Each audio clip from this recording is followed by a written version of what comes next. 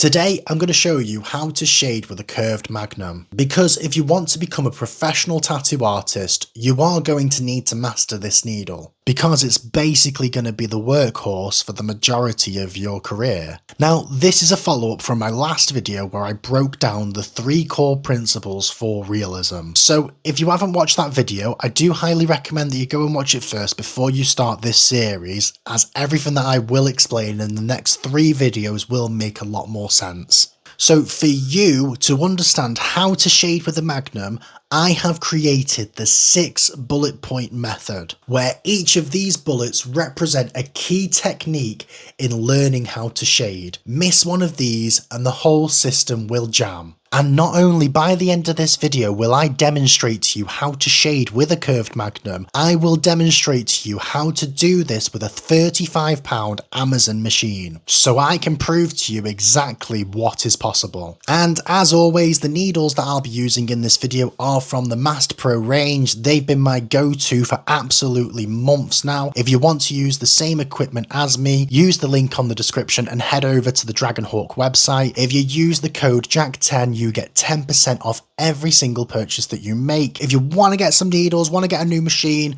10% off, why not? Go for it. Anyway, let's get back to the video. The first bullet that's going in the chamber is your machine's angle. Now, I don't need to tell you what the word angle means, but what I do need to tell you is, if your angle is too flat, you're going to chew up the skin. If your angle is too straight, you're not going to get a consistent gradient. You want your machine at a slight angle, at around about 45 degrees, and you really don't want to be applying any extra pressure. You want the cartridge to do the work for you and enter the skin smoothly, because the goal here isn't just to put ink into the skin, it's to layer it smoothly. And this is where every single beginner goes wrong, because they're not using the correct technique, which is the second bullet that we're going to load into this chamber. What techniques can you use with the magnum? Now, there are a few core techniques you need to understand when using a magnum. You've got pendulum shading. This is when you move the needle back and forth in a controlled motion to slowly build up tones. You've got whip shading, which is where you flick the needles out from the skin,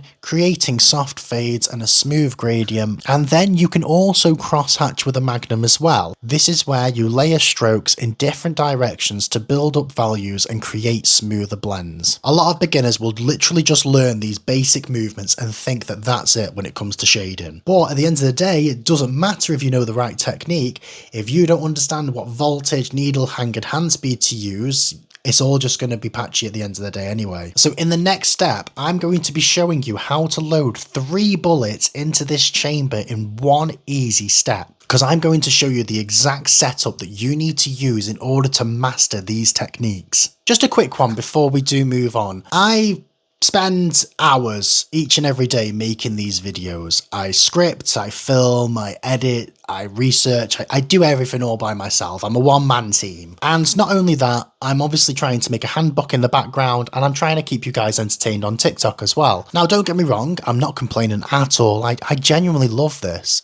But your support goes so far in helping me make this something that I can do as a full-time career. So, if you do hit the follow and the share and the like button, then I promise to keep making each and every video better than the last for you guys. Now, let's move on so I can show you everything that I use in order to get perfect shades. So today I'm using a 10 gauge 15 round magnum from Master Dragonhawk, whilst using a £35 Horwink machine that I purchased from Amazon. And I've got my machine set at around 6.5 volts for the pendulum motion and around 7 volts for the whip shading motion. The reason why I've chosen these 2 voltages is because they allow me to produce these techniques consistently without causing too much trauma to the skin. And the reason as to why I'm keeping my voltage slightly lower is because my machine is a 4mm stroke. That means that my machine hits a lot harder with each pass than, for example, a machine with a 3.5mm stroke. If you're using a machine with a longer stroke,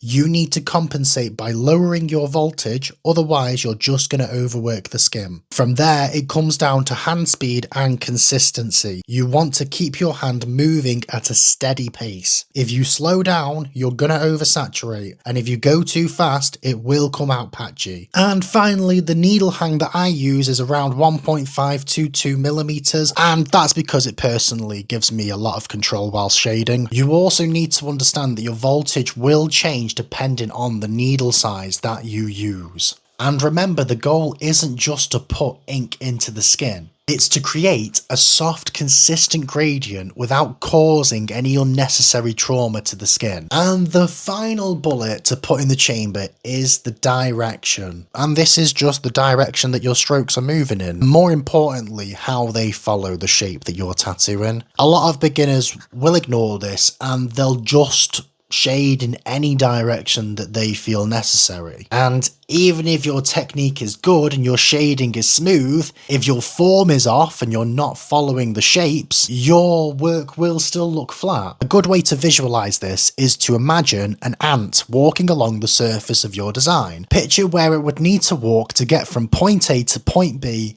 and that path is the ant walking along your form. And as you can see, this line has now turned a 2D circle into a sphere within literally less than 10 seconds, a minimal effort. And that is how you should be thinking when looking to shade.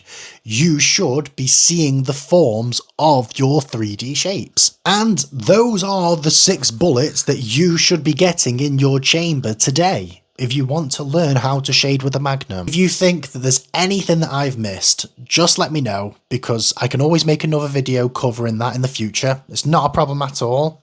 However, that's it for today, folks. In the next video, I'm going to be going over 3 round liners and how to stipple shade with them, and basically everything you need to know about them, really. So thank you for your time today. I really do appreciate it, and I'll catch you on the flip side.